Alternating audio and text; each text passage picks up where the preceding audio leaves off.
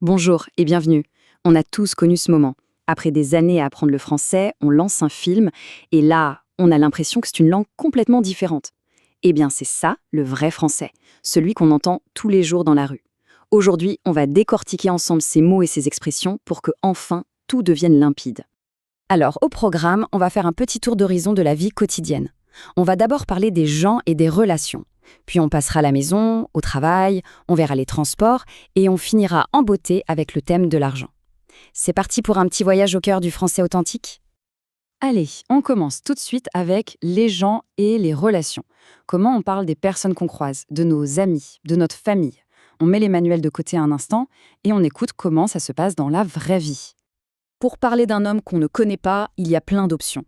Un type, un gars, un mec, c'est vraiment la même chose. Pour une femme, on entendra très souvent une meuf. Alors, meuf, ça vient du verlan, cet argot où on inverse les syllabes. C'est tout simplement le mot femme à l'envers. Et pour un ami? C'est simple, c'est un pote ou une pote. C'est vraiment le mot à connaître. Et pour la famille alors? Pour un enfant, on dira souvent un gosse ou un gamin. Mais s'il y a bien un terme à retenir, c'est les darons pour dire les parents. Du coup, le père, c'est le daron et la mère, c'est la daronne. Ça, on l'entend absolument partout. Bon, maintenant, on rentre à la maison. C'est un endroit rempli d'objets du quotidien qui, eux aussi, ont leur petit surnom dans le langage familier. Voyons ça de plus près. Pour dire une maison, on entendra très, très souvent une baraque. Et ce qui est génial avec ce mot, c'est qu'il s'adapte à tout. Une toute petite maison, c'est une petite baraque. Un château immense, c'est une énorme baraque. C'est un mot super pratique. Là, on a deux grands classiques. Personne ne dit « je vais laver mes vêtements ». On dit « je vais laver mes fringues ». C'est un réflexe. Et bien sûr, le mot réfrigérateur est bien trop long. Alors tout le monde dit le frigo. C'est simple, c'est efficace. Attention, ici, le contexte, c'est la clé. Le petit coin, c'est la version un peu mignonne, presque enfantine, pour parler des toilettes. Par contre, les chiottes, c'est beaucoup plus direct, très familier, et ça peut même être perçu comme vulgaire. Donc, c'est important de le comprendre, mais à utiliser avec précaution. Et dans le même esprit, on a la bouffe pour dire la nourriture. Alors ça, c'est un mot qu'on entend tout le temps, vraiment.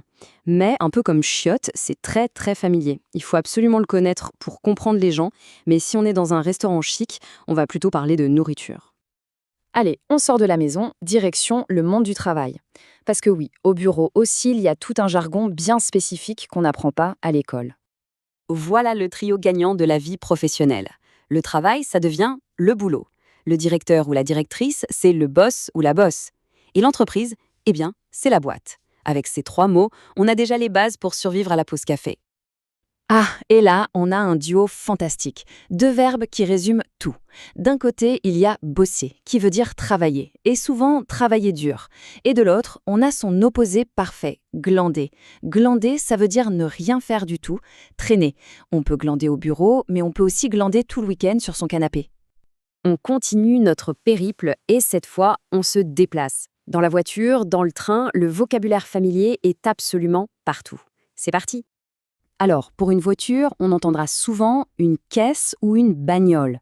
Quand la circulation est complètement à l'arrêt, on ne parle pas vraiment d'embouteillage, on dit qu'on est dans les bouchons. Et pour dire qu'on s'en va de manière assez franche, on peut utiliser se casser ou se barrer. C'est un peu brusque, mais très courant. Deux autres expressions très utiles pour se déplacer.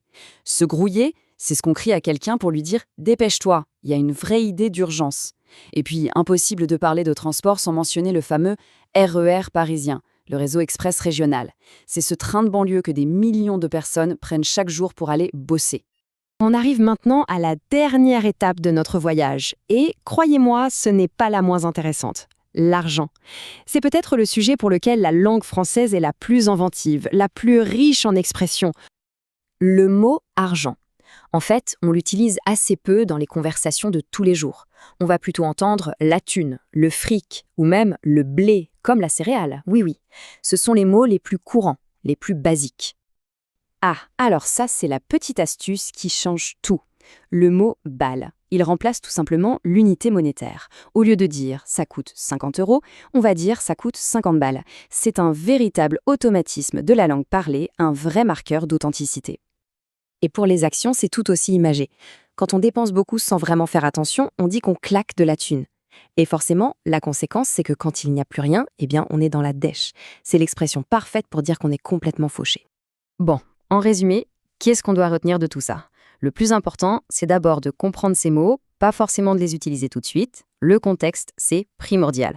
Et surtout, avoir ces mots en tête, c'est la clé pour enfin débloquer la compréhension des films et des séries en français.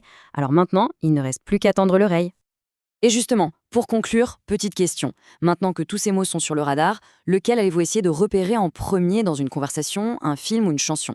La petite chasse au trésor peut commencer.